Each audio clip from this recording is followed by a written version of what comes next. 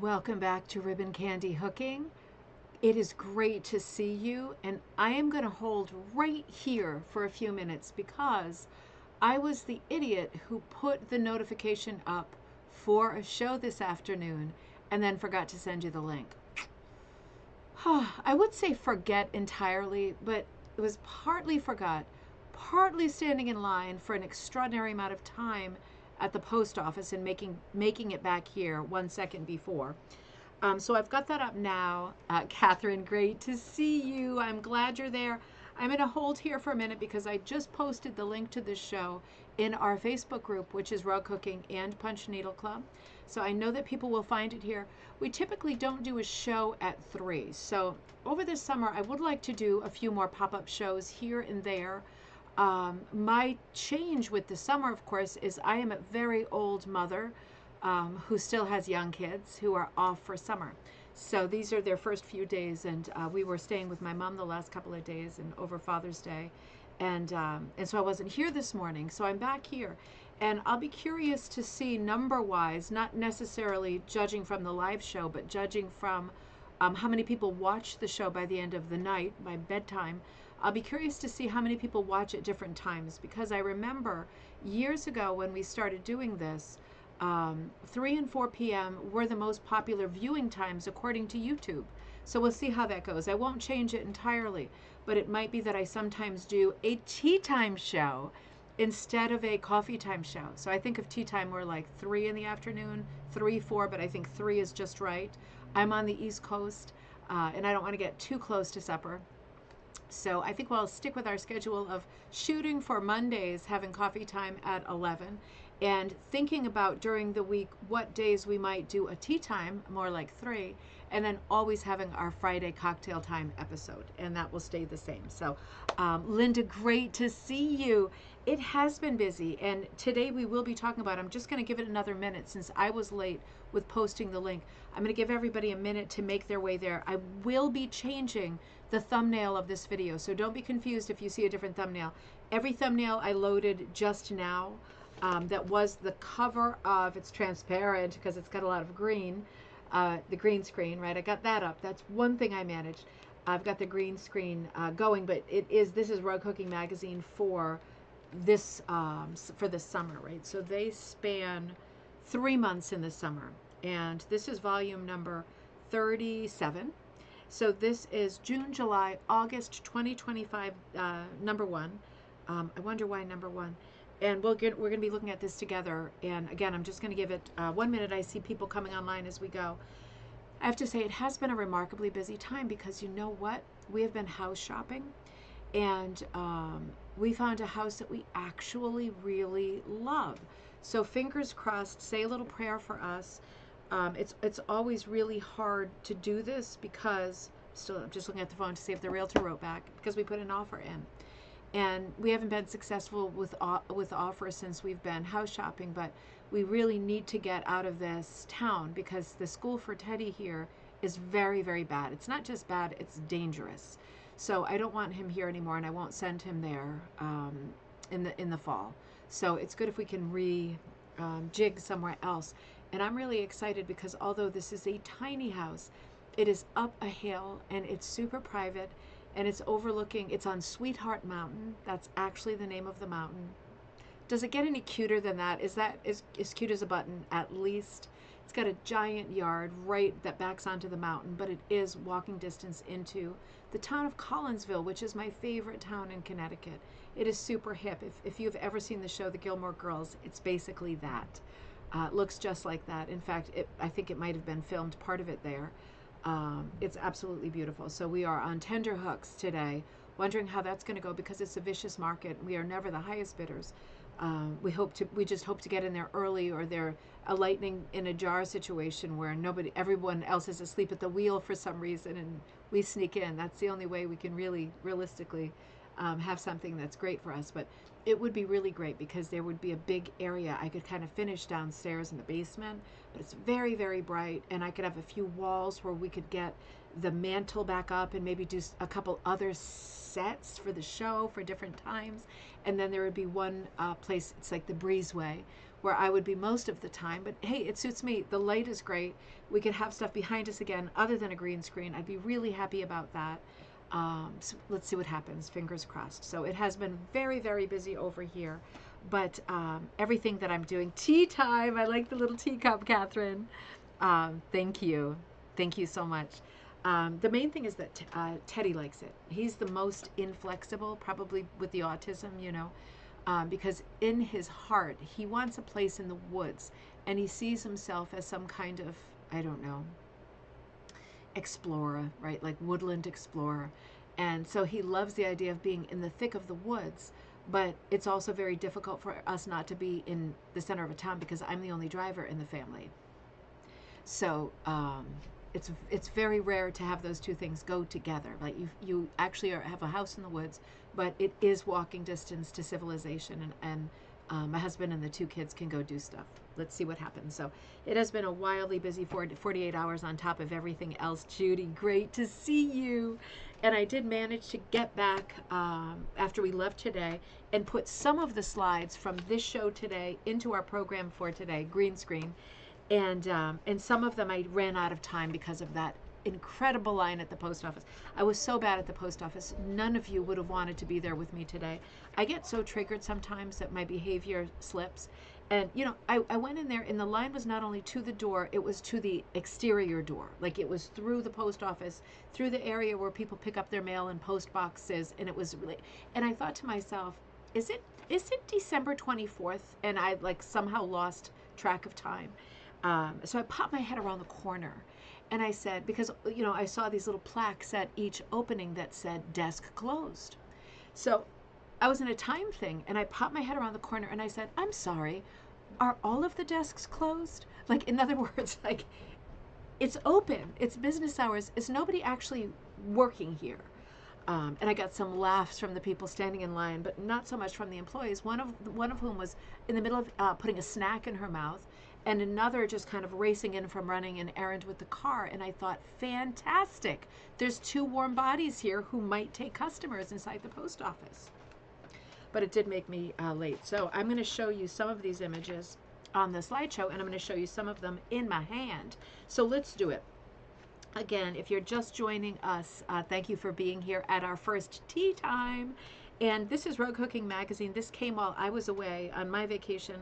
So we're looking at it a little bit late. Maybe you've already got yours if you're a subscriber. Maybe you've already looked at it. This is volume number 37, number 1, June, July, August 2025. Really beautiful color because it's the green screen, right? So I'm going to change the thumbnail to be the cover of the magazine, but the file was too large without me fooling with it to do it in a hurry. So it's a beautiful cover. Let's first look at the cover. The cover is designed by Donna Harkman and hooked by Lori Christensen, and it says see page 6. Why don't we, feels like a choose your own adventure. Why don't we see page 6 first? Okay, I see. So page 6 is the first article, and the article is by Tamara Pavich, and it is called From First Rug to Favorite Rug. So maybe this is a regular feature in Rug Hooking Magazine because we've been seeing this more and more. Hang on, I forgot to give you the stats for this issue. This issue tops out at 80 pages. So let's see what features are in here, what is staying, what is changing. I've been having ongoing conversations with Ampre Press and Rug Hooking Magazine because they have asked for my opinion on quite a few things. And I do give my opinion. And I give your opinion. So if you have written to me about Atha Magazine or Rug Hooking Magazine or Magpie Times, and I have had the opportunity to relay your feedback, I have done it. I promise you. So we'll see what features are in here, what features are coming and going. My feedback, and it wouldn't have been in time to be realized in this magazine, but my ongoing feedback with every magazine, including my own, which is Magpie Times, is no recycled content. There's only 3 trade magazines for us in this field. No recycled content. None of them are cheap. None of them are free. We need to see, and meanwhile, there are people who are sending content in to all magazines. And I don't know the situation at Atha, but I have heard, at least, obviously with Celebration, But I have heard that people do send in content and don't get answered and don't see their stuff in the pages. So my overall feeling on that, without having any of the details, is no recycled content. There's too many people who would like to see their own ideas and feature articles in print to be recycling content. So I don't know if there is any yet, because I really haven't had time to go through the whole thing from beginning to end. There's nothing to be done. A lot of you give me feedback with ATHA and Rug Cooking Magazine about the number of advertisements. I can't speak to that at all, because these are traditional press magazines. Magpie Times is not. I know how Magpie Times works because I publish it with Judy Taylor, and we don't take salaries, and we don't have a special physical place that needs the rent paid. So we don't have all that attached to Magpie Times, and that's why we're able to do a larger magazine with no ads. We're not drawing salaries, right? We're not drawing anything back for our time. So we are able to do that. But you can imagine with a traditional press, there are salaries to be paid, there is rent to be paid, and there's a whole other kind of bevy of bills and nonsense that needs to be dealt with. It's all the practical stuff. So they have a different situation, and I cannot speak to that. But I would agree there are a lot of advertisements. I absolutely agree with that. The first feature article is one that we've seen before, but this is not content we've seen before. It's just the theme of the article, from the first rug to the favorite rug. Sometimes it's from the first rug to the last rug. And we did an episode of this on gallery night. I wonder if we should do that again. Do you think it's time to do that again? I kind of forgot about that, and I could use a show for Friday night. Should we attempt to do first and last? Why don't you send your stuff in, send me your first rug or one of your early rugs, even an inspiration rug that got you interested in rug hooking and punching, and then send us one of your more recent ones. It doesn't have to be the most recent, so we can see what brought you here in the first place, and where you are now with the things that you're trying to do in this craft. Why don't you do that? And if there's not enough, I'll come up with a different subject for Friday night, cocktail night at 7 p.m. Eastern Standard Time, this Friday and every Friday. And if there isn't enough, I'll come up with something else. But if there is enough, we'll run a first and last on Friday night. That's always super fun. So this is it. This is a first and last in print, and it is, I guess, assimilated by Tamara Pavic, who we know and love, photography by the respective artists. And so the first image that we're seeing, again, the green screen is on, but the first image we're seeing here is an image by Donna Harkman. So that's one of the ones that appears in this feature. Yep, it's called Let's Go This Way. It is 12 inches by 13 inches. It is the cover image on this issue. Number 3 to number 5 cut wool. Vima, hello, great to see you. You are a crocheter, and I love my crochet as well. Vima, remember that you can send crochet articles into Magpie Times as well. We are always looking for other fiber arts, just a reminder. So let's go this way. A gold ribbon in this piece was hooked into a field of flowers in the foreground, adapted from a family photo and designed by Donna Harkman, hooked by Lori Christensen of Omaha, Nebraska, 2024, so quite recently. So this first article, let me just read you the beginning so you can get a feel for what this feature is like. Tamara writes, I bet you can remember picking up a hook for the first time and making your first ever effort to pull a loop of wool through backing fabric. Almost by definition, beginnings are humble. Here, about a dozen rug hookers think back to their first little mats, those stars, snowmen, and other simple shapes and figures. From their beginnings, these members of Midwest Rug Hookers, so that's the group, that's the guild, Midwest Rug Hookers, have taken their favorite fiber art into many directions and allowed art a big place in their lives. These are their stories. So it starts with Tamara Pavic, who does, I'm not going to show you everything, right, because I hope that you support the magazine, subscribe. There's an owl and moon that I don't have in the slideshow. No, this is, Vima, this is the first time that we've done a tea time at this time. I couldn't make it this morning because I was with my kids and we're coming off Father's Day weekend at my mom's house. So this is the first time we've done a 3 o'clock, but let's see how it goes. It might be that I want to sprinkle different times through the summer. and I still want to put in a date, at least one date that's a quite late night for me on the East Coast, so I can catch people in other parts of the world who always watch replays, and people on the West Coast, right, who never are able to log on live. I am going to put in like a 10 p.m. show or something like that soon too. So different times for different people, so everybody can sometimes be on live. I thought in the summer, why not, right? When I have a wacky schedule anyway, why not? So let's look at this first one that I put into the slideshow. And again, this is Tamara Pavich's article. This is called Lily in the Field. This is 37 by 39, number 5, 6, and 8, and 8.5 cut wool on linen, designed by Kathy Stephen and Tamara Pavich, and hooked by Tamara Pavich and she's of Council Bluffs, Iowa, 2013. So this is a little bit of an older piece. You can see it says 1949 on it, and Tamara writes, "My favorite rug is a composite image sourced from an early photo of my mom and a photo of an Arkansas cotton field. Of course, sharecroppers in the 1940s didn't take photos of themselves at work. As one of 9 children in a very poor family, my mother worked long hours in extreme heat in the cotton fields of eastern Arkansas. Her tattered dress was made from flour sacks. Her strong legs were covered with dirt of the field. She would have been 11 in 1949. Oh my God, that's Jocelyn's age. That's my daughter's age. I once read a poem about the daytime moon, waiting off stage for her moment to shine. I hooked a sliver of a moon in the sky of this picture. Yeah, can you see it on the top right? As a symbol of my mom during her humble and difficult early life, waiting for her chance to shine. Oh, that gets me. That gets me.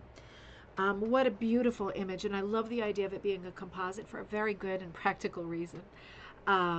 What a beautiful piece, and monochromatic, right? So we're looking at a piece that is all neutrals. It's browns, it's blacks, grays, tans, whites, and the white really pops as that sliver of moon, and it really pops as the cotton on the cotton plants in the field. So beautiful, isn't it?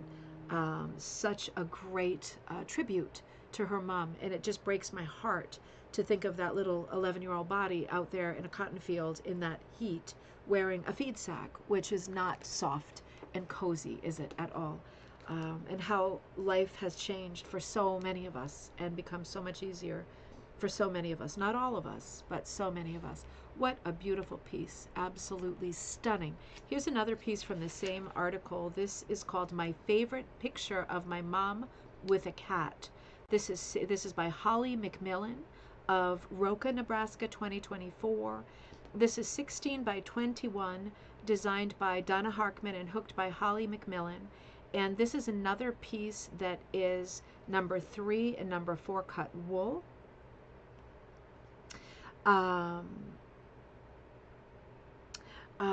Sorry, I just got a message and it distracted me. Sorry about that. Okay. Sorry, I just got really distracted. You know, we're bidding on a house and it's so stressful right now. I just got an alert from the agent who said that the listing agent has, what is it called? Diverticulitis. I've heard of it and I don't know what it is. I'm guessing it's bad. The other agent is in the hospital. So that's not speeding things. God bless her, and I hope she gets well very, very soon. But that's one of the reasons why I'm choking on my words, because it's stressing me out so much. What a beautiful piece. And Holly's mom really reminds me of, probably you too, of Audrey Hepburn. Just the look, right? Like that short kind of boy cut, so elegant. Beautiful cat, beautiful patterned background. Another monochromatic piece, really difficult to do. But we know that Donna Harkman really is the master of the portrait, and specifically the monochromatic or duochromatic portrait. So getting a lot of help, I'm sure, all of these friends together in the Midwest. It really is a beautiful feature article. Hold on one second. Let me go to the next image. And yeah. So there are quite a few more in this segment, and they are all beautiful. So it's hard to choose. As usual, I'm choosing ones that just catch my eye, and I'm moving fast, and I'm never choosing one over another. It's not that if I'm passing yours, it doesn't mean I think yours isn't great. I think they're all great. It's just a question of time, isn't it? This is the same article, and this piece is by Sandra Breach. This is called Helping Hands, 31 by 48 heavy rug yarn on linen, designed by Colleen Faulkner and punched by Sandra Breach, Lincoln, Nebraska, 2023. And Sandra writes, like so many rug hooking journeys, Sandra Breach's, oh, so this is third person, Sandra Breach's began with a lucky turn. My friend Laura introduced me to hooking after my divorce, a bad time. I hook every single night, Sandra said. I find that I'm never as content as when I am hooking peacefully in my living room with my favorite movie playing. Today, part of Sandra's home is devoted to wool storage and hooking. She takes classes regularly, and she's one of the Midwest Hookers' most active members. Isn't that a happy ending? Isn't that great when, I'm just reading Judy's comment, can we take a deep dive into dyeing a range of shades for monochromatic design? Definitely we can do that. We can absolutely do that. That's a great idea. And we will do that, Judy. I just love these stories. You know, everyone comes to a craft from a different place. Some people are kind of literally grandfathered or grandmothered in because you have a family member who has been a hooker. It is not the most visible craft, as we know. And if it's in the family, right, sometimes you inherit it. And that's the great way. That's the easier way, right? Because you've maybe grown up watching somebody hook, and you already know that it's possible, and you already know that the pieces come out beautifully, and that's already embedded and hardwired in you. But when you're a person who hasn't really connected to rug hooking, hasn't noticed it, you've seen stores and you've seen pieces maybe in antique stores or at fairs or whatever, and you think maybe they're commercially made, maybe they're made on a loom, and slowly somehow you make a connection to a person or a book, some kind of periodical, and you realize a video, you realize that it is, you realize how it's done, and that it is not done on a loom with a lot of enormous tools, right, machines, and that it is possible, and it does come out beautifully. And some of us are just slower to learn that, and then we have to learn it from scratch because we haven't seen someone doing it. So many people, historically, I've seen people I have known have come to the craft, and myself included, because they needed something or were searching for something. In fact, I'm giving this sermon at my church, one of the sermons on an August Sunday, and I'll let you know when that all happens, because the subject of my sermon is kind of, the name of it is Rags to Rainbows, right? Everybody says that who's a rug hooker, but the theme of it is kind of finding my way, finding a craft to help through depression and being kind of displaced, living abroad for many years, and finding it as kind of therapy. And that is the way a lot of people come to it, through some kind of personal crisis or circumstances like a divorce or a death, and you find yourself at a loose end, and you find it. And it's great to know that it's there for you, right? At all times of the night, it's great to know. And that it is the next sort of logical evolution, when you love it, to set up an area in your house that becomes your craft room or your craft corner, where you keep your wool, your craft closet, where you have your stuff, and you do get used to sitting in a certain place and watching your shows and doing the craft. It's just so great to hear that story, because that's one of the most common, not I don't mean common meaning it's not meaningful, it's super meaningful, but it is one of the commonalities that a lot of us have coming to this craft. We know that story already. We lived that story, right? We're wearing the t-shirt and we love hearing it because it resonates, right? So another beautiful piece, Helping Hands. I just love it. I just love it. I'm sorry, I'll put it back on. It looks like a yarn piece for the most part. I love the dimensions. I love the graphic quality of it. I love the wacky, unexpected colors. It's a lot of fun. If it was a different medium, it would be like a watercolor in a sketchbook, wouldn't it? Really, really charming. Beautiful piece by Sandra Breach. This is another beautiful piece. This struck me as Dutch. And of course, I was born in the Netherlands, and I lived in the Netherlands for many, many years. That's where the Depression started. But it's actually not Dutch. I'm guessing not, because the name of the piece is Le Moulin de la Galette, and of course that's French. So I'm guessing this is a French windmill, of course, sort of interchangeable with Dutch windmills. We're still talking about Western Europe. Beautiful piece by Carla Egger. I'm sorry, is it Carla Egger? I'm sorry, Ann Eastman and Carla Egger. This piece is 21 by 30, number 6 to number 8.5 cut wool on linen, adapted from, oh, okay, well, now it's making sense, from the 1886 Van Gogh von Hoff painting and designed by Janet Connor, right, one of the masters of the masters, and hooked by Carla Egger of Martell, Nebraska, 2022. So this is a Van Gogh. So now it's making sense because it definitely looks Dutch, and of course Van Gogh is Dutch. Van Gogh is Dutch. Oh, hey Doris, good to see you. And Linda, thank you for noticing my ribbon candy earrings. I love wearing them. Kaz made them for me, so I love wearing them. So this is based on a Van Gogh, and of course all of those are out of copyright, and you're welcome to do them. It does have that sort of impressionist flavor, doesn't it? You can see the strokes of color, the strokes of light, and how disjointed the strokes can be and should be if you are trying to replicate an impressionist painting. So just FYI, galette in French means like it's a little cake. It's kind of a little cake. So probably this mill, I would guess, is some kind of flour mill or something because they're making a specific cake. I would guess. That's my guess. The text says, Carla Egger had a similar experience while adapting a Van Gogh painting. Hooking a rug like Le Moulin de la Galette was a new experience for me, but Janet Connor gave me the courage to do it. My inclination was to follow the details in the painting, but after we'd hooked a good part of the adaptations, Janet encouraged us to let our hooking take over and make this piece our own. This was liberating for me. Of course, Janet is a great teacher, right? Not just a rug hooking teacher. She's been a teacher for her career. She knows how to get the best out of a person and the most unique take on something out of a person. Soon I felt immersed in the rug and could hook details by feel rather than by sight. Isn't that interesting? And did you notice she hooked Vincent, which I missed, down at the bottom right? Remember, Vincent van Gogh signed his pieces in so many different ways over the years, so many different states of mind, so many different ways, like many artists we know. So that is just yet another great piece from this first feature article. It's a long feature article. Here's another one, Queen Bee. I put this one in as well.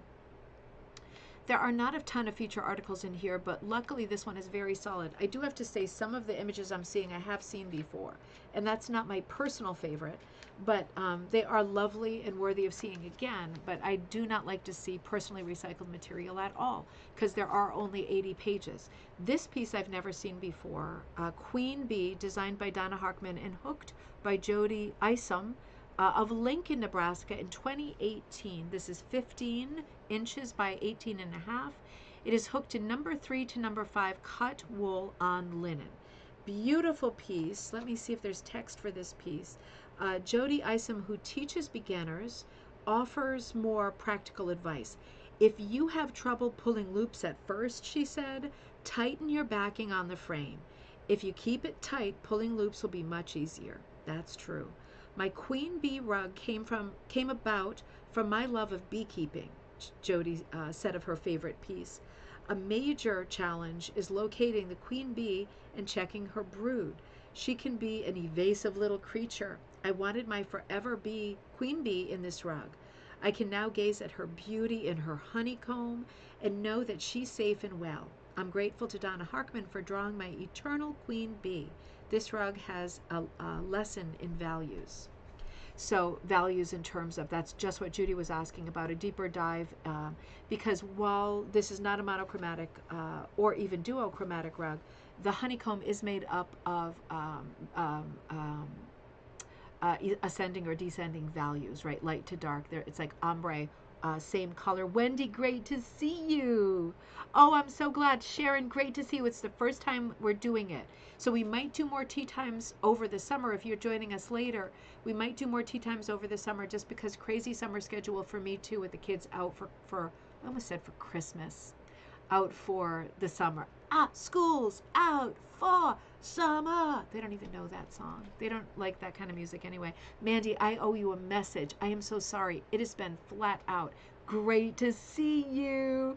Yeah, so sometimes we'll do shows at, and I'll always tell you, I'll give you more warning. This was kind of a seat of the pants because I was at my mom's a couple hours ago and we were, there for the Father's Day weekend. So normally I'll give you, we'll plan it out better. but we'll either do this summer coffee times at 11 Eastern Standard Time or tea times at 3 Eastern Standard Time. And we will keep our cocktail nights the same at 7 p.m. Eastern Standard Time on Fridays. So I'll let you know as we cobble it out. I can project forward a little bit better. So this queen bee, I think I showed this to you. Yes. What was I going to say? I was going to show you this because remember that this feature article by Tamara Pavic is about the first and the favorite, not the first and the last. So on these pages, I have the green screen on, so this is ghostly.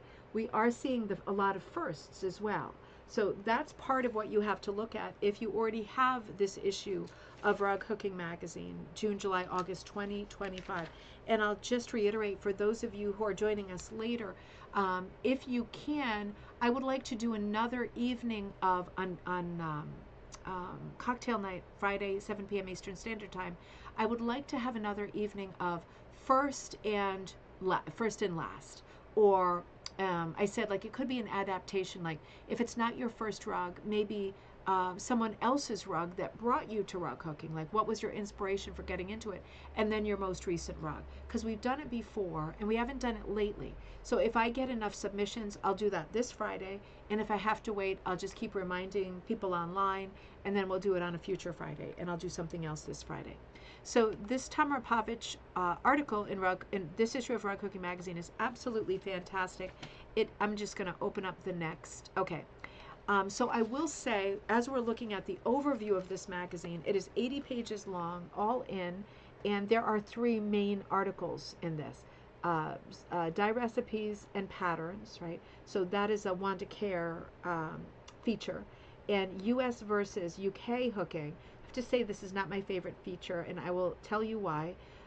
Finishing rugs is another one, but on the cover, and there's more obviously in the table of contents, on the cover it doesn't have this feature. This feature is fantastic.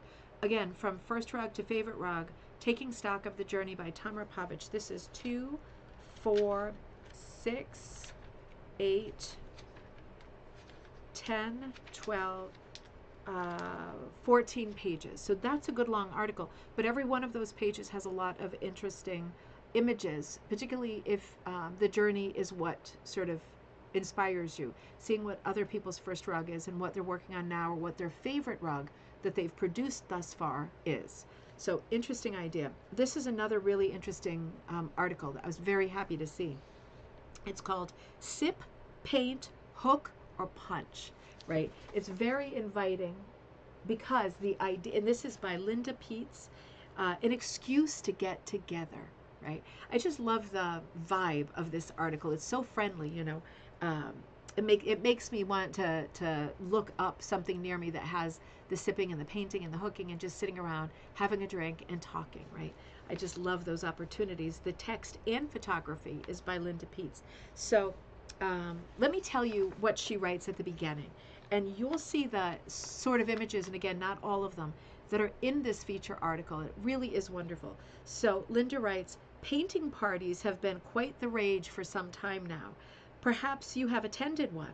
I am about to attend one with my friend Sherry in Southington, Connecticut. If you're interested in that, let me know. We're painting like a shadow box with a nautical scene in it, and then you can put your seashells that you found yourself like on the bottom of the shadow box, you know. So I've never been to one, and I'm going to go to my first one. I've been dying to go. I hope they let us drink wine. That's the thing. Everyone gets a generous glass of wine, and the fun begins. The instructor provides a painting project that is doable even for the budding artist who has never held a paintbrush. Step by step, the instructor walks the students through the painting. By the end of the session, once the wine glasses are empty, each person has a lovely painting to show for their time. I think this is so much fun. So she says, well, why shouldn't rug hookers get into the fun of a painting party by combining hooking, punching with painting and canvas? So I'm not going to read the whole article. It appears to be very well written, and I know that it is. And Linda Peets is a master, a name that we know very well. This article is essentially about mixed media. And this is an exciting branch of rug making right now, because for the most part, Linda is doing pieces that are essentially mixed media collage or fiber art collage, because canvas is fiber, and attaching them to a canvas background. So painting a canvas and attaching rug hooked pieces that are shaped and have a finished edge. In other words, this one of the cow is called Cow Over the Moon. This is 9 inches by 12, so 9 by 12 is a standard canvas size. Mostly number 8 cut on linen, mounted to acrylic painted canvas board, designed, hooked, and painted by Linda Peets. So what has she done here? What a great, oh, one more week of work for you, Sharon. The countdown, it's the final countdown. I'm so excited for you. That is, you can almost hold your breath. Don't, but you can almost hold your breath. That is exciting. In this piece, Linda has hooked a cow, and she's hooked a moon, and she has finished the edges so it's not all rat-a-tat-a-tooey around the edges. She's tucked them back and either glued them or sewn them. Either would be fine, right? Either would work. And then she is attaching them to the canvas. Now, I have not read the whole article, right? I'm in a big tailspin lately, and I just opened this magazine before we started this, for the most part. So I didn't dive into this too much. I knew I loved it, and I knew we would talk about it together. If you're one, and she has painted the background of the canvas with acrylic paint, and she has painted the stars. She's painted the big stars and the little dot stars, and she has attached the cow and the moon. It might say in this article, but if you're wondering, how do you attach the cow and the moon in this piece? And excuse me, how about the next piece? How about this piece, which is called Flowers in a Crock? Also 9 by 12, so standard sized frame. Again, acrylic painting in the background, designed and hooked by Linda Peets, 2023. She has hooked something and finished it. Finished the edges. It's in a regular shape, right? It's a shaped piece. It's not a standard piece. And she has finished the edges either by sewing them back or gluing them. You could do either, right? Whatever's more comfortable for you. If you're wondering how is she attaching the piece to the canvas, my guess would be because when you turn the canvas over, there are going to be wooden stretcher bars that you cannot sew through, right? So sewing through the entire thing to attach it is not going to be one of the options here because there are going to be wooden stretcher bars in the way. Can you angle a long sewing needle to make that happen? My answer to that, if you ask that question, my answer to that would be it depends on how well you manage getting pricked 1,000 times with a sewing needle. How well do you handle those kinds of things? Because for me, not so good. And how good are you with fiddly projects, right? Because it would be fiddly. What I would do personally with a piece like this, when you can expect the hooked part to be fairly heavy, I would put glue on the back and I would glue it onto the canvas, obviously after the canvas is painted. But then I would take a needle and thread and carefully sew the parts that I could easily reach just for double duty, right? Just to be super careful. Goretti, great to see you. Shay, great to see you. I didn't see you up there. Rita, great to see you. Oh, it's great to see you. I'm sorry, I missed some of the comments in there. I'm so sorry. Doris, great to see you. Did I say that? Thank you. I love my ribbon candy. So, that's what I would do, only because my thought, I'm always worried about, so I wouldn't expect something that is glued to fall off. But I don't like to depend on glue because I'm not a big fan of glue in relation to rugs. So I would glue it just to be sure that the very top and the very bottom don't do flippity flopsities and fall off or start peeling off and looking all raggedy taggles, right? I would glue it, but I would sew just for assurance. I would sew as just a few stitches here, a few stitches there, just to tack it. I would do that too because it's canvas and you can sew through it. I wouldn't bust my own chops by trying to get the needle up under the wooden stretchers. I have played that game. It never works well. It puts me in a bad mood. I end up with a bandage on every finger. But if you're better at stuff like that, then you might think, oh, I got this, right? And then do it that way. I would definitely put some stitches in for myself, just to be sure. I am a little bit crazy with stuff like this. And it might be that in the article she says she just glued it on and Bob's your uncle. And that's also smart, right? Smart and possible. So there are some pieces I'm not showing you in here because I want you to be surprised when you open this magazine. This is a gorgeous piece called Picasso's Hideaway.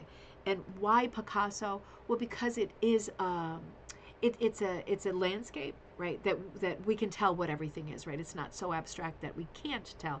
We can tell, but everything is a bit topsy turvy, tipped and turned, right? It has that abstract feel because of the unrealistic shapes, and these are very Picasso shapes, right? Like the stepped palm tree, the cypress tree, right? They're very blocky shapes, and certainly the bird, right? He borrowed that bird from Chagall.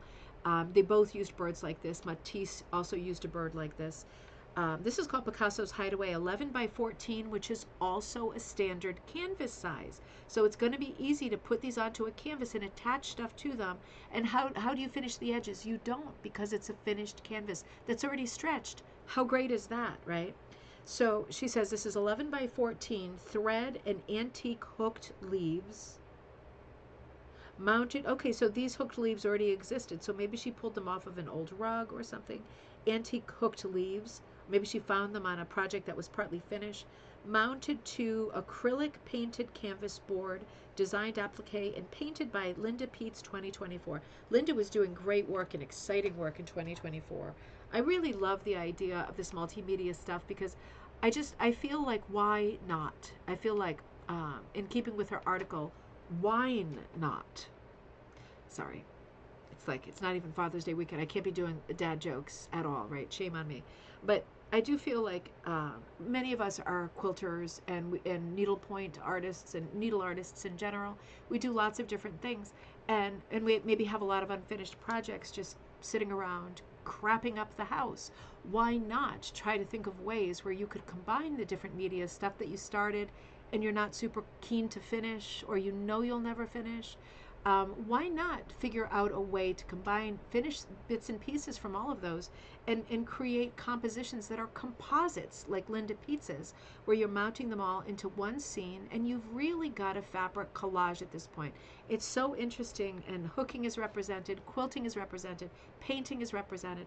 It really is a fun idea. I'm very happy to see this in this magazine because I feel like it stretches us a little bit, right? Stretches what we can do and how we should be thinking about what's possible, because that article demonstrates that everything is possible. This is another sweet article. This is called Starfish in a Hoop, Regenerative Summer Project by Gwen Dixon. So this is a great beginner project or just a fun, fast project. You can make a whole bunch of these starfish for your breezeway or even the bathroom, right? I love seeing like nautical stuff in our bathroom anyway. So this starfish is finished in a hoop. It's a great article about what you need, and it's like a fantastic beginner article that shows you steps, how to get there, and how to finish that piece so you can leave it in the hoop if you're using the hoop as your frame, right? With small pieces, you do need a frame. With larger pieces, you definitely don't, and many of you don't use a frame. But with small pieces, you really need, just as that tip we heard earlier, you really need the material to be taut. And if it's not a large piece and you're not kind of pulling it over your lap, you need it to be in some kind of a frame or a hoop to get it taut, or the hooking is going to be just harder, and you might find that it's triggering and difficult and not super successful in the way that it looks. So something to think about. A hoop is a great thing to use, and then hey, if you can then use the hoop as the frame, you're done, right? What a great project. It's a great beginner project, and it's just a great short project. The next piece is called Hooking Across the Pond. Now, I do love this article, but I don't like the idea of US versus UK, because at this point, because the sub thing is US versus UK, and I know it doesn't mean versus like we're playing soccer. I know it means versus like what things do we do differently. And it is fun to talk about these things. Like, I am a big one for saying that the traditional sort of Canadian way of hooking is hooking with yarn, because it is historically the most common way, right? Most people have hooked with yarn historically in Canada, and more Canadians hook with yarn still than, for example, Americans do. But a lot of Americans still hook with yarn, and a lot of Europeans and Australians and New Zealanders and Eastern Europeans hook with yarn. So, so I never want to say like this is a Canadian style of hooking, because we are all at this point hopefully aware of what the possibilities are and make choices about what our materials will be, our techniques, and the way we attack the next project based on knowing what all of the choices are. So I hate to call things like this is British and this is American. I hate to do that in any context because while it sounds like cool and fun, and maybe a bit like makes it a bit more magical and whatever, we do really work the same way. We all work the same way. And in 2025, we have access to the same tools. And my eye just started twitching. Everything does, at the end of the day, boil down to what is the best tool for you? What fits your budget? What do you like using? Are there issues with your hands? Have you overcome it with a specific kind of hook and frame? Um, More than British people do this and Americans do that, right? So that aside, I love this article. Sharon says you could always wrap the frame with wool or cloth. Absolutely, you could. You could. Absolutely. And that's the way a lot of people hook in progress. And that's how a lot of people finish their work.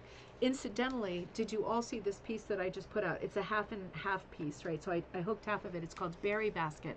It's available as a kit or just as a kit and class, or just as the class with the PDF. So if you wanted to do it and you're good at transferring and you already got that, you could transfer this design and still log on for the class to get some tips or reminders about ways that you could do things. I always do lots of different techniques in my classes. And I haven't done, this is an online thing. I haven't done an online thing for ages. It'll also be recorded.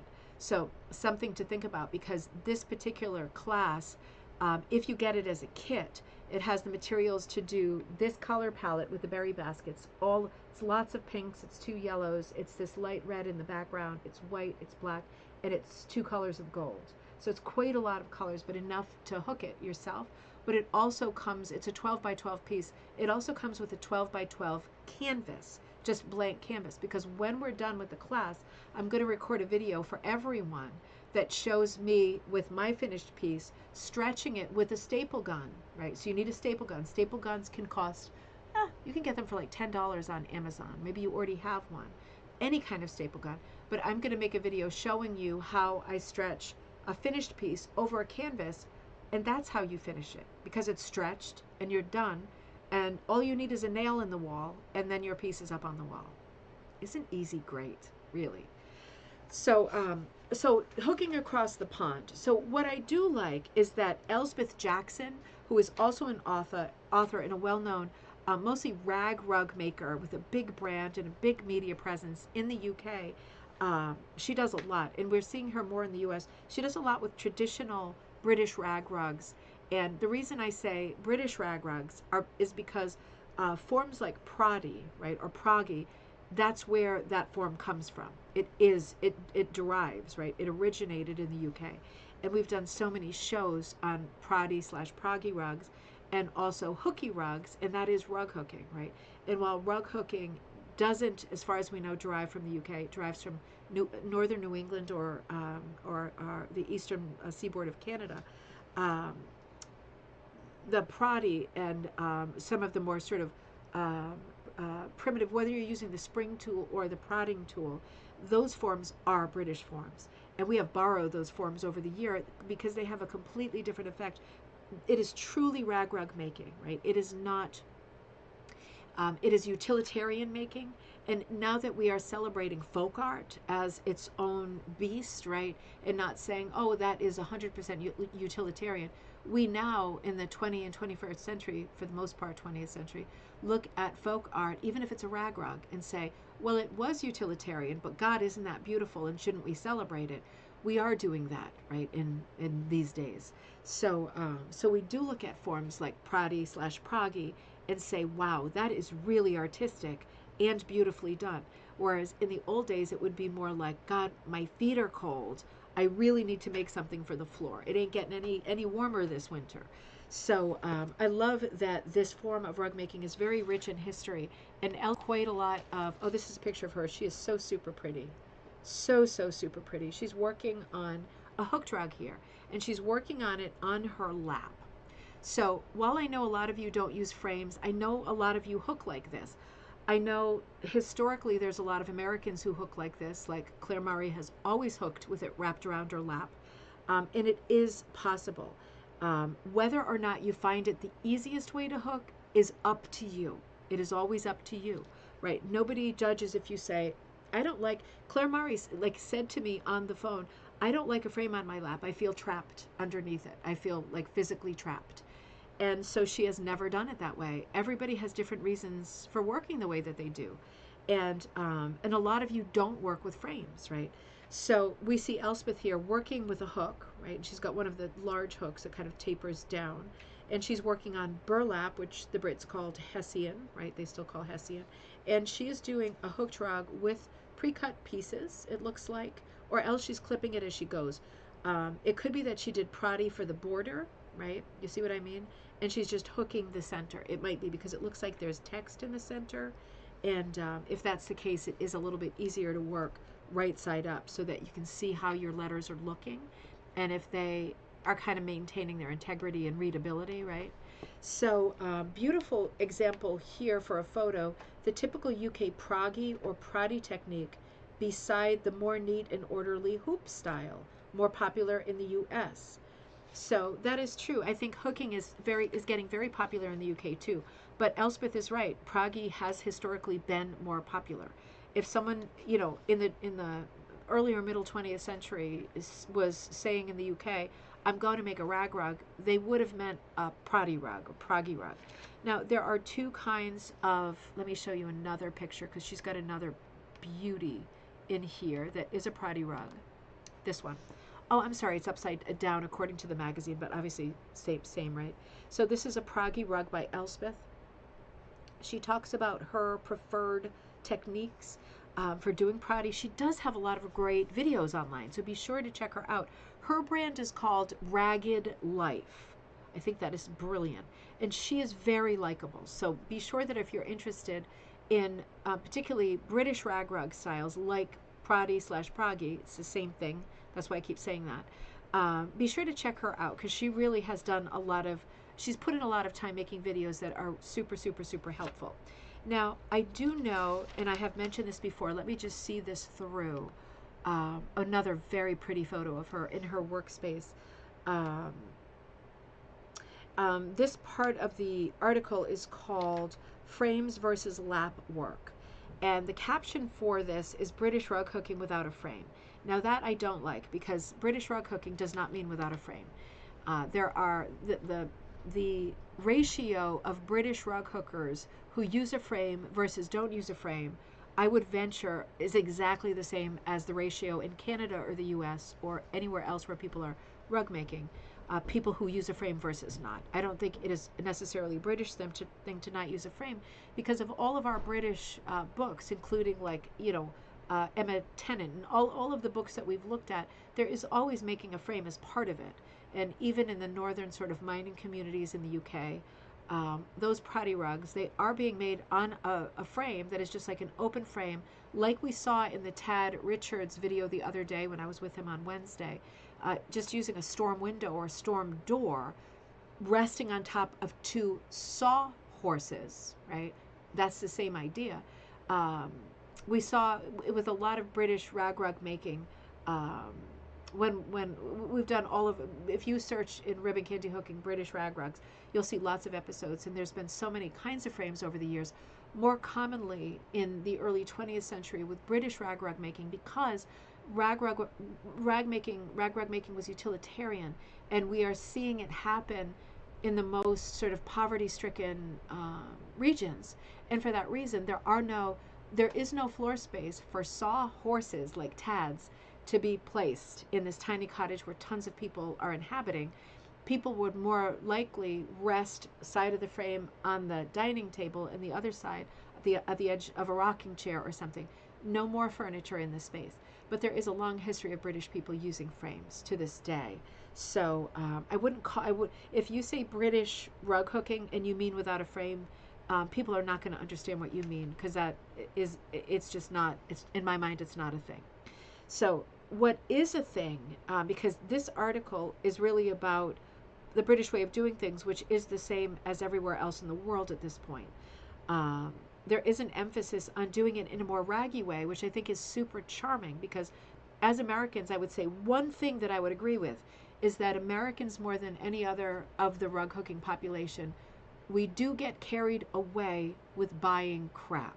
You would say that that's true, right? Compared to other, I mean, I think anybody would say, maybe not. I'm not going to speak for you, but from what I've seen, we are the people who get the most crazy about hoarding tools and materials.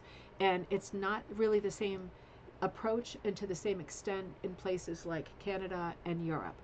Having said that, there are always special people just like me who need everything and must have everything and are stalling on their actual progress on their projects while you look for more stuff, right? We know that story. But I think everybody does everything at this point in rug making. One thing that I will say that is different, let me see if there's any more photos in here from Elspeth. She wrote a lovely, lovely article. And if you haven't read it, you are going to enjoy reading it. And oh, shoot, that photo didn't come through. So the rest of them didn't come through because I was really rushed putting the show together. She's got some beautiful stuff like this in here, too. This is, I think, a geometric rag rug by Elspeth. That looks all hooked to me. She does beautiful, very vibrant, juicy, colorful, very energized, highly color-charged pieces. And she's making rag rugs, right? Which is interesting because the British tradition of rag rugging, right, the Pradi or Pragi tradition, for the most part, is a lot of dark colors. Why? You know why. Because they were thrifting. They were using thrifted material. And people who work in coal mines don't have a long history of having a lot of white clothing, right? Canary in a coal mine. They had dark clothing and just way of life as well in terms of not being able to wash stuff very often. Dark stuff. So it's really fun to see a Brit, Elspeth, again, of ragged life, making things in these really bright colors. So she talks about design styles, style of loop. So one thing that the British do, I think more than us, and I'm not going to say better, but they're a bit less persnickety about not just the materials and the backing fabric because they are using burlap, also the tools. And I really like that because she's showing us how to cut stuff with scissors, right? Can you see this picture here, even though the green screen is on? She's just cutting, let me angle it, she's cutting with scissors, just like a strip of folded up material. It could be, looks like jersey, like t-shirt material, could be bed sheets, could be quilting material. She's just cutting it. She's got it folded over into strips, so it's already been cut or ripped into strips, and then she's cutting it with scissors. So she's got pre-cut pieces. The British school historically, right, and I don't necessarily mean contemporary, but historically, also has been much more open to clipped rugs. So when they create a rag rug with a hook, they historically call it a hooky. But when they create a rag rug with a hook and then they cut the loops, it's no longer a looped rug, right? It has a cut surface like a latch hook rug, like a Rhea rug. And traditionally they call those clippies. So hookies and clippies would be made with the same tool. They are not Pradi, right? That's a different tool. But they have a different finish, hooked or clipped. Now, modern tufting guns do that too. That's a different story. We're going to honestly get more into that in the next 2 weeks. But these are all interesting touches that I think are different. Using or not using a frame, I don't think that's the crux of it. I think the things that make British rug making special and different are not whether you use a frame or not. They are the approach to the materials, the more thrifty and green approach to using what you've already got up.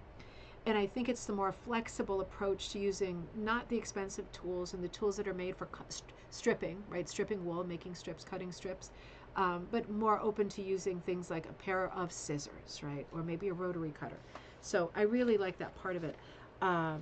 One thing I will say is, and I know we've said this before because when my first book came out, Elspeth was one of the reviewers. And I think honestly, I'm being perfectly honest, I think we got off to a bad start. Because she gave feedback to the publisher that I was holding the Pradi tool wrong. And the reason for that was because we have a different spring Pradi tool in the US than they do in the UK. And I think she knows this because she produces that Pradi tool. So the Pradi tool that is has a spring mechanism to it, has in the US a pointy nose, but not a needle nose. And you cannot, with our tighter backing fabrics, including the better burlaps, like a Scottish burlap, you cannot with our traditional backing fabrics, and I don't mean loose Hessian or actual sack fabric. it's very difficult / impossible to use the tool the way that Elspeth would use her spring tool, which is poking it in and across and pulling the pre-cut strip for Prati across, right, so that it stays on the surface, the tool stays on the surface. The American spring Prati tool cannot do that because it's not as thin as Elspeth's. So if you're thinking, this sounds really interesting, I would like to do Prati with the spring tool as opposed to the poking tool, but I want the one that you stay on top of your backing fabric and you're just pulling stuff across. You don't have one hand under and one hand pulling. It's all on top. You're pulling across, both hands on top. If you're thinking, I love that idea, then you should order one from Elspeth because she makes that tool, right? And I think she has an Etsy page as well, Ragged Life. Because if you buy the spring rug hooking tool, Prati tool, for example, from Amazon, you are going to get one with a much broader nose. And yes, you can pull up pre-cut pieces and work it that way, but you cannot pull them across the top the way that she shows in her videos and her books. So that worried me a lot when I was writing my first book because I'd already had 2 nervous breakdowns and it was kind of negative feedback. So I took very poorly to that because I said, wait a minute. And I went out of my mind looking at her videos to see how she was able to do something I was not able to do. And then I realized she is producing the tool that she's holding, and that is why she's able to do that. So that almost kills me with that first book because that would have been really bad press. And I was able to demonstrate to the publisher that I was not holding the tool wrong in the photos. That was how I made my Prati rug, holding the tool the way that my hand is holding it in the picture. And that the alternate tool is not something available in the U.S. And of course, this is a U.S. published book, right? So off to a bad start. But I think she has done an amazing amount of good work in the field. She's got a great personality. She's thrown her heart into promoting rag rug making. And she has built a stellar business that really has a historic backbone in British rug making, specifically Prati and cutting stuff up the old school way. And I admire that approach and that technique more than anything. I like old things, and I like that old-fashioned way. So this article is really beautiful. It's another large article, very handy. But the reason I told that story, right, is not to be a whatever. It's just to let you know that if you are relying on information about using a Prati spring tool, you absolutely need to know that there is a different tool in the UK than there is in the US. And they will cross over, but to my knowledge, as of recently, there is not a spring tool with a fine enough nose in the US without paying shipping from the UK to be able to work in that way. And that is crucial to know because if you see someone else doing it, whether it's Elspeth or someone else, and you try to do it with your spring tool, what are the chances you're going to make a hole in your backing fabric? It's 100% because that's not the same tool. So you need to know that. So that's my big takeaway with that is the crucial information because that's a form that both countries do, and we don't want to be busting up the backing fabric. Can you imagine? How would you react? Have you busted up your backing fabric before? I have with really sharp punch needles, experimenting with less expensive ones to see if I could start stocking those for people who don't have such a big pocketbook. That is the only time I've busted holes through my thing. But man, I came close trying to use the Prati tool the wrong way because I was in such a dither, about that whole thing. But it all came out in the end, and she did write a lovely review, which I really appreciated. There's a few more articles that are really interesting, very different, I have to say. It's almost like I feel like this issue of Rug Hooking Magazine, we've really made a departure. And I think that's a good thing. Please let there not be a tick on me. No, it's just a scratch, sorry. We've been walking through the woods planting a geocache. This one so far, that sort of first and favorite, we've seen that before and we love that every time. It was different this time, it's always different, always exciting. And a little bit nostalgic. And then we had Elspeth's article about British rag hooking. That feels like traveling, having a nice big feature like that from someone who is such a famous person in rug making from somewhere else. You feel like you're traveling, right, vicariously. And now the next big feature is called Stitch and Remix, printing fiber art on fabric, text and photography by Nadine Flegel. Now, this is really, really different, and I tried to scan it to get an idea of what was going on, like what the end product is. And it is a technical article that talks about, let's just read the beginning because it is hard to gather. It's a beautiful article. This is a photo reproduction, a photo sort of scan of a hooked rug. And again, my green screen is on. I'm sorry about that. And this is a hooked piece. Let's get a feel for what the article is about because, man, this is like so different. I feel like it's adding to that summer vibe because it's like, ooh, I feel like I'm in at camp or something, learning something completely different. Now for something completely different. Nadine writes, as much as we love slowly creating unique pieces of fiber or textile art, sometimes we want to reproduce them quickly. Many of us have greeting or business cards with images of our artwork, but printing on fabric is well worth the extra effort as the fabric weave flatters the artwork. Some of the fabric prints I have made of hooked rugs look indistinguishable from the real thing 3 or 4 feet away, which is where you would be, right? Your nose wouldn't typically be in it, right? Or if it's on, well, it wouldn't be on the floor, right? If it's wall art, I take that back. Though personally, I am still devoted to creating and curating one-of-a-kind objects, I have learned to recognize the need for more range. Once I got past the problematic concepts of an authentic original, I realized there are many good reasons for reproducing fiber artworks. Interesting. That's what I thought. That's what I thought. I wanted to be absolutely sure. So this article is about reproducing a hooked rug to be wall art, taking an image from an actual hooked rug. You and I know how hard that is, right? Even when I just put my stuff up for sale and take a picture of a hooked rug, it is hard. The lighting has to be right, right? It is a nightmare if the lighting isn't right. This is going to be a very helpful article for whether or not you want to create essentially prints of your finished fiber art pieces, whether or not you want to do that. This is, let's say you don't want to do that. There's still going to be great information in this feature about how to take a great photograph, right? That really celebrates the best of your piece. So it's a very unusual article. Lots of different techniques that we never talk about, that we don't know how to do. Very practical, loaded with practical information, talking about some methods to print onto fabric.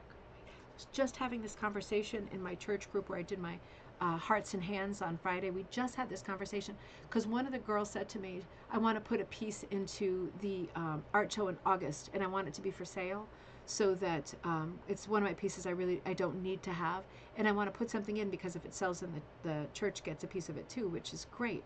So I think you split it with them, which I think is like just a great way of raising funds.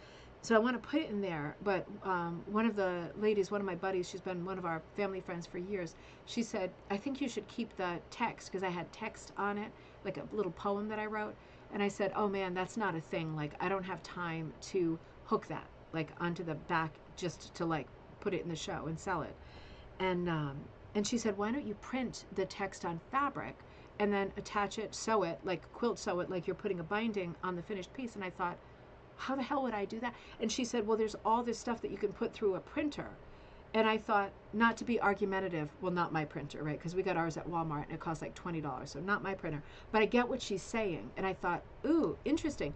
And she said, oh yeah, there's all these materials like fabrics that you can put through a printer and actually choose your font and everything. And I thought, man, I must be living under a rock. Because honestly, I used to use like Lasertran like in the 90s and 2000s. When I worked on mixed media stuff for the magazine Somerset Studio, I wrote a lot of articles for them, and I used to teach that and everything. I'm kind of still stuck in that time. I didn't realize that printing onto material had come so far. So a lot of that information is in this article by Nadine, and she talks about transfer artist paper, which is referred to as TAP. It's really interesting. It's going to have a lot, and she tells you what the requirements are for each technique, and a very detailed list of what the pros and cons are for each technique. So only you know what you mean to do, and this article is really going to walk you through making reproductions of finished pieces. This can be handy in so many ways. Maybe you do want to make prints of your hooked rugs. And she does, besides the really essential technical info, she's got great images like this. She's showing you different kinds of papers with this, but it's like a beautiful image of clothing on hangers. And I thought, that is so cool. I just love the idea of that.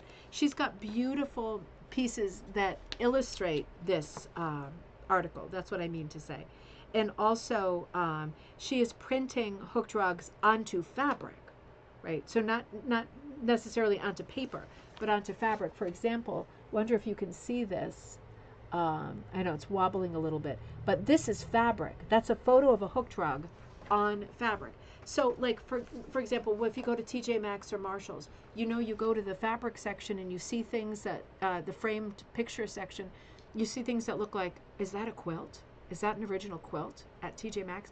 Of course it's not. It's a photograph of a quilt that's been stretched on stretchers, huge, and it's going to make a beautiful piece of wall art, right? Instead of an actual quilt. Same thing, but she's showing you how you can do it and stretch it. How great is that? That could be great for some kind of an exchange or whatever, and whether you want to photograph a hooked rug with all the loops, or you're thinking, ooh, I could use the same technique with my quilting projects or with my needlework projects. Yeah, you could, right? Because it would still look like a finished textile on fabric stretched over a canvas or framed in a picture frame. So interesting. And then you really do have to be on top of it to see that it's a print. We should absolutely, as textile artists, have access to and know how to make nice prints of our stuff, because we know how long it takes to make a hooked rug. I think this is a very clever article and extremely helpful. Very well done. Then there's a free pattern by Lizanne Miller's Celebration, Burst into Summer. I'll show you what it looks like in case you're interested in. It's the 4th of July pattern. So that'll be fun. That's right there for you on the facing page. And let me just see if there's of course other stuff. There's an article on finishing rugs, whipping your project. So that looks great. Ooh, I see there's a new book out, Untangling Color by Carol Schuin. Ooh, I definitely want that. That's going to be a shoe-in for top book of 2025. I couldn't resist. I don't know what's up with the bad jokes today. Sorry. Untangling Color by Carol Schuin. That looks amazing. I'm going to get online right after that and see if I can order this. I came out of the book club because they were driving me crazy, but I would like to have that. Ooh, here's another one I don't have. Tattered and Timeless. Another one that's put out by Rug Hooking Magazine Press, Ampre. Interesting. I'm going to check both of those so we can review them right here. So a nice article on using whip stitching. Great explanations, right? Great practical walkthrough. Bunny ear, right? When you pinch too much on the corner, and it's got that little sort of tip to it. So very practical and well illustrated article on whip stitching to finish. And let's see. Okay, so there's another article in here that I really liked. It's a lot of fun. I have to say, this is something I was talking about quite a bit with Diane online. This article is called Emotional Support Chickens. And I've been watching the evolution of emotional support chickens in quilting. And it became a huge thing in quilting like last year. More toward the end of the year as, whatever. So emotional support chickens, they got really, really big in the quilting world. And then they got really, really big in the knitting world, like really big. I talked about this quite a bit with Diane because I said, I would love to make an emotional support hooked chicken, but I got a little bit nervous because Cindy Roth, it was a quilter. She did it very, very visibly, right? Her emotional support quilted chickens. And then there was the Yarn Attic, which is a brand attic like upstairs, started doing it really visibly with knitting. And I thought, ooh, I better not. I'm too scared to do it with hooking. But Una Walker was braver than me because she has been making emotional support chickens. I was thinking of making like an emotional support sloth or something like that. And then I didn't. I was a bit worried because I'm very visible and I didn't know what the copyright situation is. But Una did it, and this is looking amazing. She has got some emotional support chickens for you to hook, and patterns for them as well, which is important. So this article is not only really good in terms of showing you how to do it, baby, but it's also showing you how to finish it. And it's a three-dimensional piece, and that is the thing, isn't it? That's the piece that'll be frustrating you. She's showing you how to do the interfacing, the iron-on interfacing, and then how to cut notches and stuff. I'm sorry, the green screen is on. Cut notches in your piece, so when you fold the edges over and finish them, whether you're gluing them or sewing a facing piece onto them, which is the case with this, they're tidy and they're not bunchy and bulky. You know what I mean? So it's a great, it's beautifully illustrated, great article on finishing these emotional support chickens, but also smart things like clipping them in some areas so that you have a different finish, like under the neck where they'd have their, that didn't look good, did it? Sorry about that. Under the neck where they would have their little feathery feather, little softness. She's clipping those. So she's showing you some different techniques, and she's showing you some beautiful patterns for making their little bodies. So, because you need the two sides, and then you need the bottom that tucks under like a hammock, right? And the two sides on top, almost like a slice of an apple, right? And then little extra details like the little gobblers, the wattle, and the coxcomb, and all of that stuff. So cute. So cute. I wish I did it now, but I'm glad someone did it, because we hookers also need emotional support chickens. And then there's a beautiful article by Wanda Care, and this is Garden of Delights. This is a dye recipe article showing you gorgeous colors and a whole collection of dye recipes for wool. The one thing I will say, I'm cautioning again, right, because we are becoming so international. I'm cautioning again because all of these dye recipes are for specifically using her dyes, which are magic carpet dyes, which are beautiful dyes, but they are Canadian dyes. So be mindful that if you are making these dye recipes, they are made 100% with magic carpet dye. She's advertising and using her own product to do these recipes. So if you're thinking, oh, I love those colors, I can't wait to do them, and you've got your Prochems, your Dor, your Rit, your Dharma, these are done with magic carpet. So just be aware of that. You can get them, but it is a Canadian brand, so just be aware of that. They are beautiful colors. And then we hit sort of, Wanda's got a quote by Rumi. Let me see. I got to read a quote by Rumi. I can never pass on that. Out beyond ideas of wrongdoing and right doing, there's a field. I'll meet you there. When the soul lies down in the grass and the world is too full to talk about, ideas, language, even the phrase each other doesn't make sense. That is so beautiful, isn't it? That place in the middle where we can meet. Man, we need that place lately. And then lots of articles. So, lots of advertisements, sorry. And events, and pages of events to tell you where the next great thing is. So that's a lot of fun. And I think there's one more feature. So in this issue, I did not see Blast from the Past, which makes me very happy because I feel like at 80 pages, you should be getting your money's worth. We don't want to see something that we've already seen. And we're not seeing that in this issue. That makes me very happy. On the last page, it's called First Rug on the Last Page. I love this feature. Heart, Hearth, text and photography by Brenda Lee Reed. And she shows a beautiful piece. When I developed systemic exertion intolerance disease, my whole life changed overnight. Gone were the interests that had kept me happy. So I won't read the whole thing, but she's talking about, I think, finding rug hooking and making this beautiful piece, and we would learn a little bit about Brenda Lee Reed in this piece. So great first rug, gorgeous first rug, my God, right? Talk about exciting and happy. Right? It does have the nice primitive colors, but it's got so much joy happening. Beautiful piece, beautiful piece. So it is a lovely issue, and again, in this episode, we have been looking at Rug Hooking Magazine. We've been looking at issue number 37, number 1, June, July, August 2025.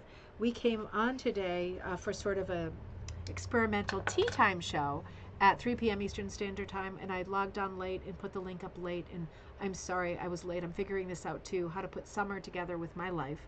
And we will typically always be together on Monday during the day at 11 a.m. Eastern Standard Time, and again on Friday at 7 p.m. Eastern Standard Time. But there will be lots of times this summer that I have to wiggle our times together, and I will always make like a substitution at a different time. And I like the idea of doing 3 o'clock tea time. I think that's a great time to try. And I do want to do some dates this week that are very, very late for the East Coast. Maybe good for you night birds and insomniacs, right? I can identify with that. And for people in other parts of the country and other parts of the world. So I will keep our 2 main dates in place this summer, but I will probably start fooling around with some added dates and pop-up dates or at odd times. And I will make a titanic effort to get you the link earlier in the day. I did not bring my computer with me this weekend at my mom's when we went away for Father's Day.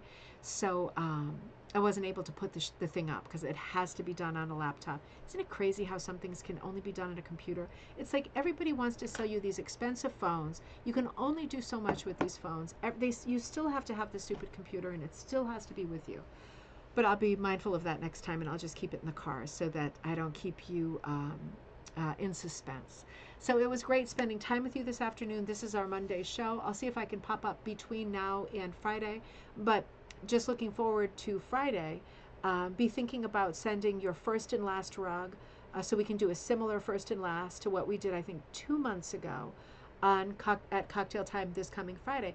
Otherwise, I will probably be looking at, not at the magazine, the McGowan magazine, or maybe I'll have a different subject altogether. But in any case, we'll do something fun on Friday night. Send in your first and last stuff anyway, just so I have it for the next first and last show.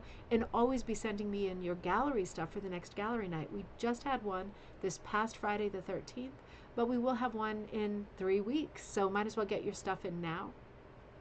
And otherwise, if you need me, I am at ribboncandyhooking@gmail.com. Remember Magpie Times. You can be working on your quilts, on your rug hooked quilt blocks, right? Things that are sort of evocative of a quilt. Anything fiber, autumn related, particularly if it has a quilt feel to it, will be great for the autumn issue of Magpie Times, deadline August 1st. So think about what you've got. Finish projects that might work. Think about what feature articles you might be sending in. Can you send me some ideas for feature articles? I'd love to be putting it together now on the early side.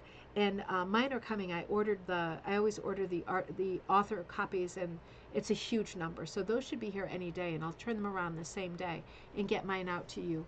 And your magazines and books with me always ship in a sleeve, so they come in good condition. Just saying. That is one of the things I will never stop doing, because I don't want them coming to you with a busted spine and a bent front or back cover. So those will be there for you, and I'll show you the new Magpie Times in person as soon as it arrives, hopefully very, very soon, maybe even today. I will see you Friday at 7 p.m. Eastern Standard Time, or even sooner. And yes, it was fun, Linda, having our first tea time. And next time I think I will have a cup of tea with you. I'll see you then. And in the meantime, ribboncandyhooking@gmail.com. I'm there if you have any questions or you want to bounce any ideas off of me. My